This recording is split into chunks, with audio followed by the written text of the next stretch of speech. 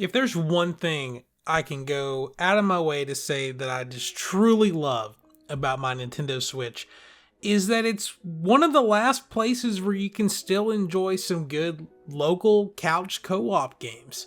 In the mostly digital and online age, a lot of games now focus primarily on playing games online with your friends, which is great, especially a few years ago when everyone was locked in at their homes. The only way really to socialize was to do things online.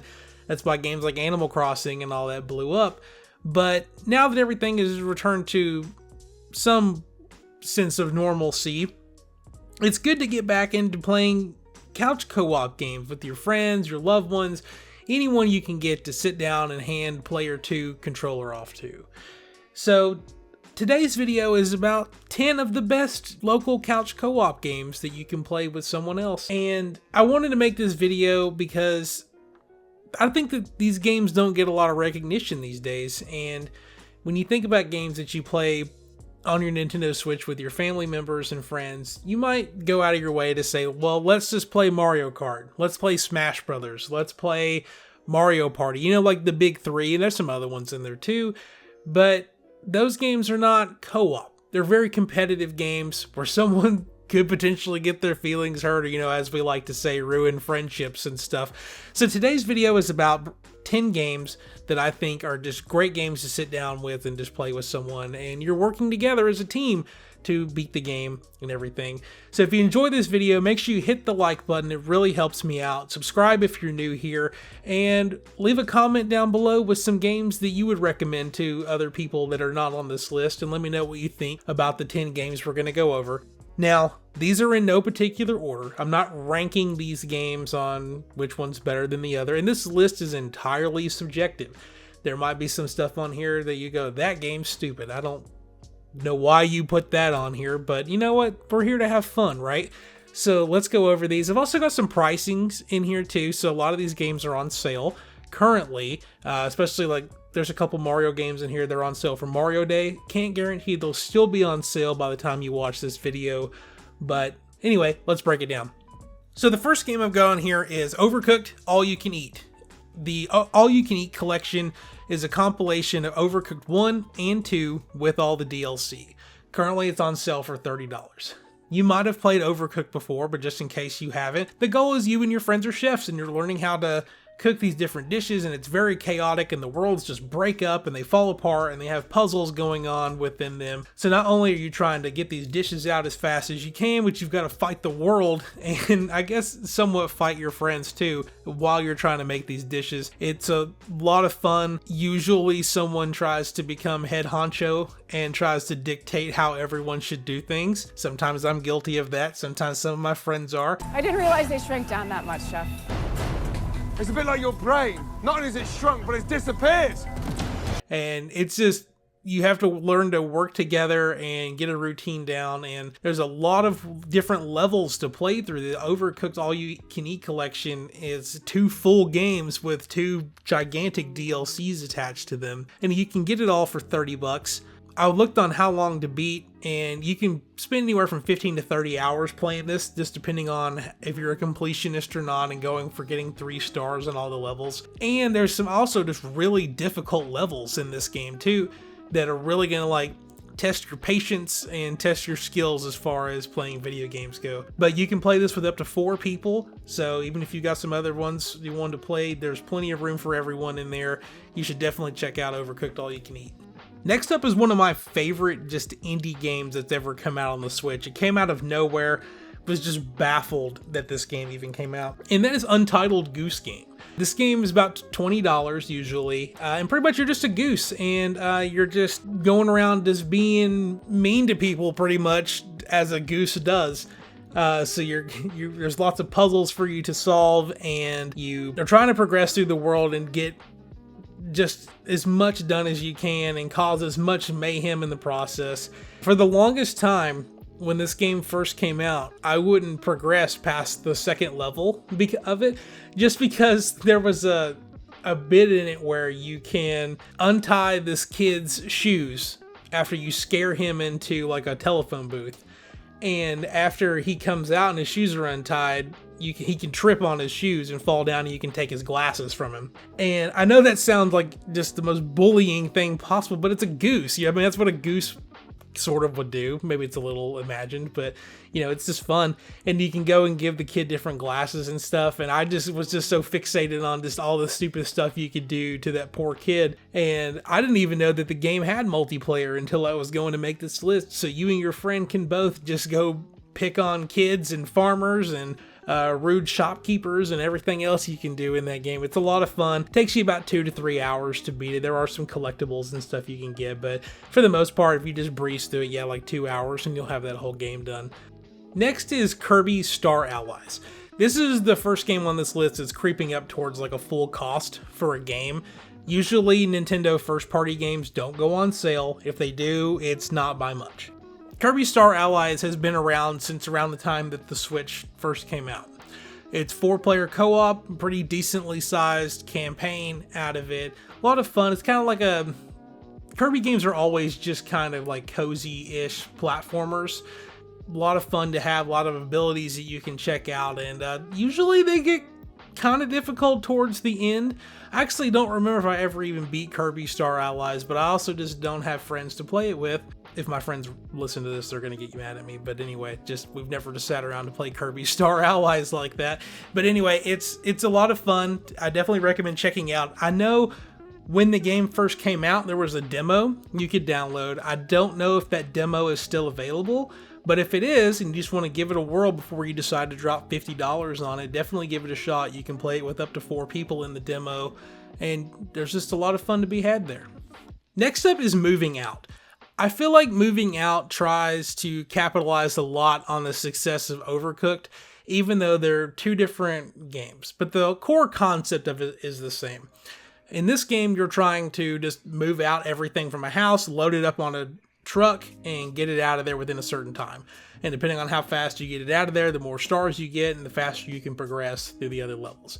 But it has a unique layer of chaos on top of it, because what you put into the moving truck might be the best spot for that thing to be, but also when your friends are trying to put their stuff in the truck, it could be in the complete opposite spot, or vice versa.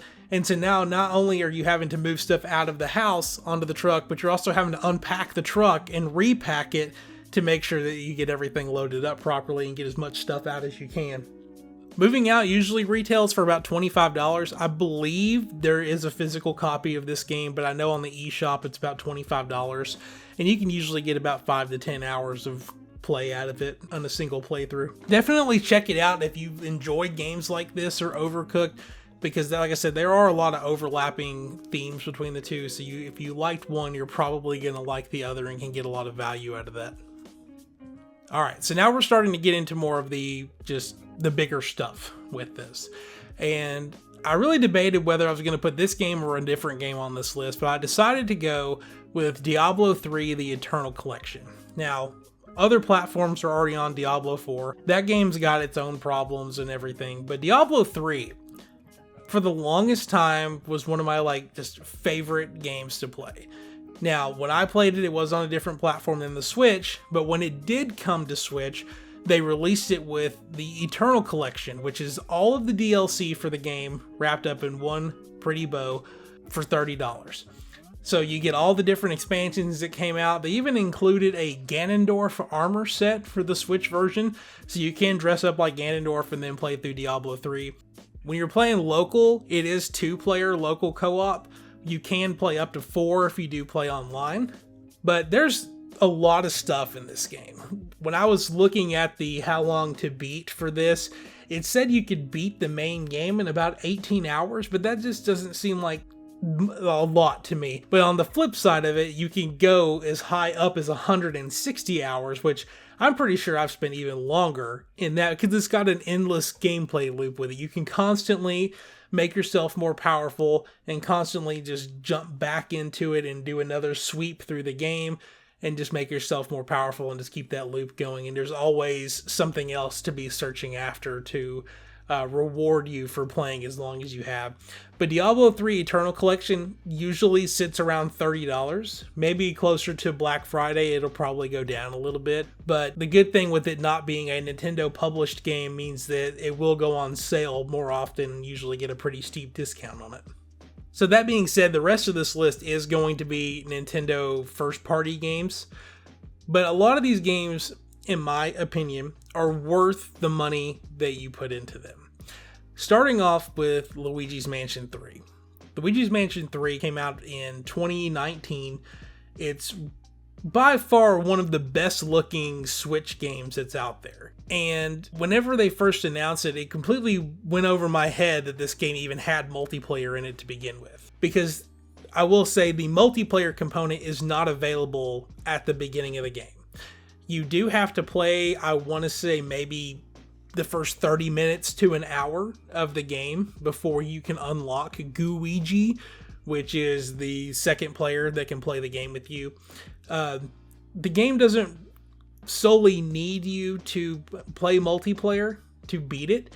If you wanted to play this game by yourself, you could control Luigi and Luigi separately and solve puzzles, but if you wanted to play multiplayer, you can play the game with 2 people. It also has a multiplayer component which I believe supports up to 8 players, but all of that stuff is just like more mini game focused, but you can play through the entire campaign of Luigi's Mansion 3 with one other person. The average time to beat the campaign is around 13 hours, but again, if you go for collectibles and you're a completionist, you can knock it out in about 21. Usually the game's on sale for about $50 if it is on sale, but just know that this is usually a $60 Switch game. Another good Switch game that, again, hardly ever goes on sale, but is, in my opinion, it's worth it, and that's Pokemon Let's Go Pikachu and Eevee. Now, I've made a statement on this channel about how I'm not a fan of motion controls, but Pokemon Let's Go is the perfect just in-between point between Pokemon Go, like on your phone, and what a traditional Pokemon game is. Let's Go, Pikachu, and Eevee were made to persuade mobile game players to check out more traditional Pokemon games, so it had to find like that happy medium with it. So there is motion control, catching, and everything, but the story of it is Pokemon Red and Blue with a fresh coat of paint, and it is one of the best looking Pokemon games that we've got, and it's actually one of the few on the Switch that actually runs at a stable frame rate, which seems odd to me, but it is the one that pretty much got it right as far as performance goes. On the multiplayer side of it, the way that it works is that whoever is the person that's going to be playing the game the most will be in control of the main character, and they will be the one catching the Pokemon for the most part.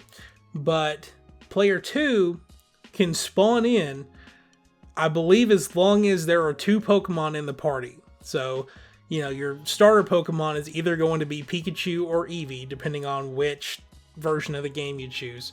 And then once you've caught a second Pokemon, you can jump in as the other trainer, and then going forward, anytime that you do battles, they're all going to be double battles.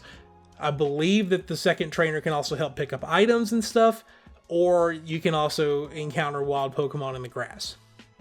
I think the way this game is made is that you will have the more inexperienced but person who wants to learn Pokemon plays the main character, and then you have the more experienced, or it doesn't have to be any type of experience at all, but just saying that like the person who kind of knows what they're doing, who's maybe like the hand holder, if that makes sense, will play as player 2, so they're there to walk the other player through the mechanics of the game and how it works. Now, you can play this game entirely without the second player, of course. It's just that if you wanted to experience the game with someone else, the player 2 is there. Pokemon Let's Go Pikachu and Eevee are like other Nintendo games where they hardly ever go on sale. So if you are planning on picking this up, just know it's probably going to be about $60. You will get about 25 to 50 hours of gameplay out of the game, depending on if you decide to go after the full Pokédex or hunting shinies and all this other stuff.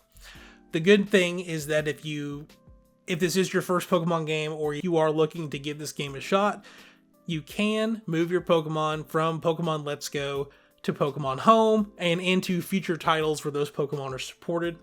Since this game is all about the original 151 Pokemon, they're pretty much compatible with every Pokemon game that's probably going to come out ever under normal circumstances. So with the Pokemon you catch will carry over with you to any future games you decide to check out. I do have to admit, with this next pick, I actually haven't played the Switch version of this. This game is Super Mario 3D World plus Bowser's Fury. When the Wii U came out, I jumped into Super Mario 3D World, loved it. Probably one of my favorite Wii U games that ever came out. Just the fact that it was like combining all the best elements of 3D Mario with 2D Mario and giving us just a complete package that just merged those two together was just amazing. And you get to play with up to 4 people. And just something about being able to just breeze through these levels with friends and you're constantly jumping off of each other and then everything that they do just impacts you and so on and so forth. It's good chaotic fun and you're all just trying to reach the goal. When they re-released it on the Switch, they also included this Bowser's Fury mode, which I haven't checked out. I know of it, I know what it's about, just personally haven't played it. And it's kind of like an open world-ish Mario experience. I do believe that the Bowser's Fury thing is a single player only bit, but the actual main Mario 3D World is a 4-player co-op experience. Right now, the game is on sale for $50 due to the Mario Day sales that are still going on.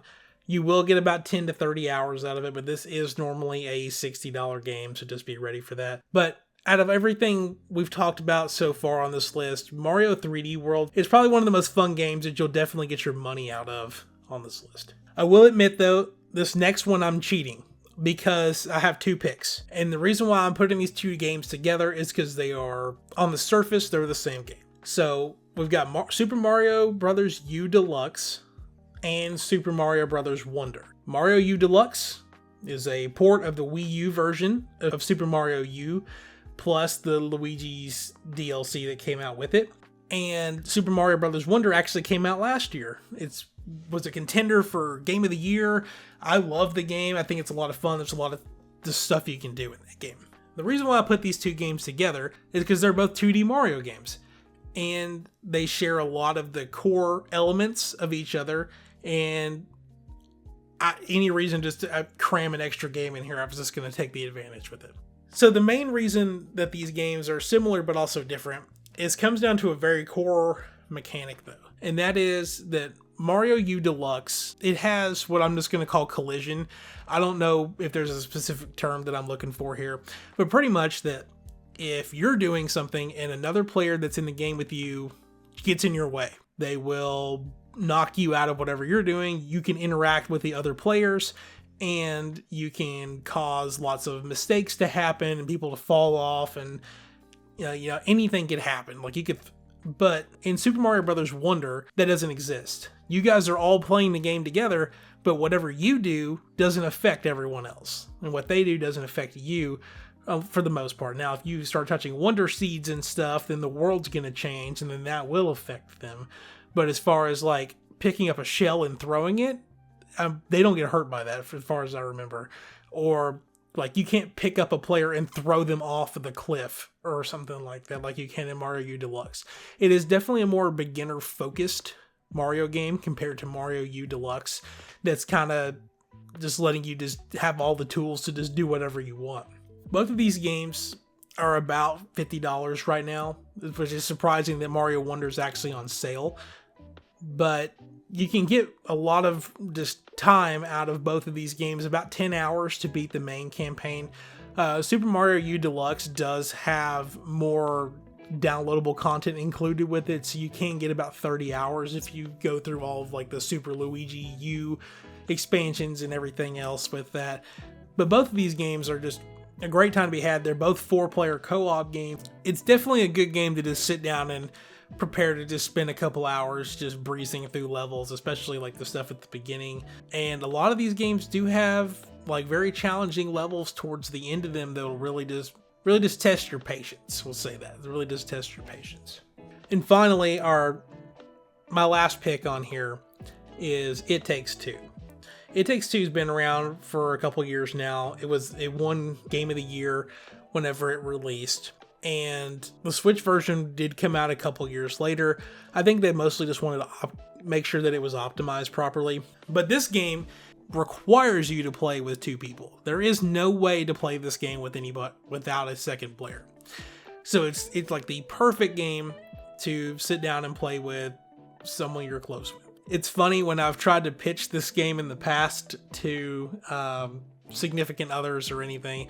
It's like, yeah, the game is about you and your partner getting a divorce, and usually it leads to a very awkward conversation.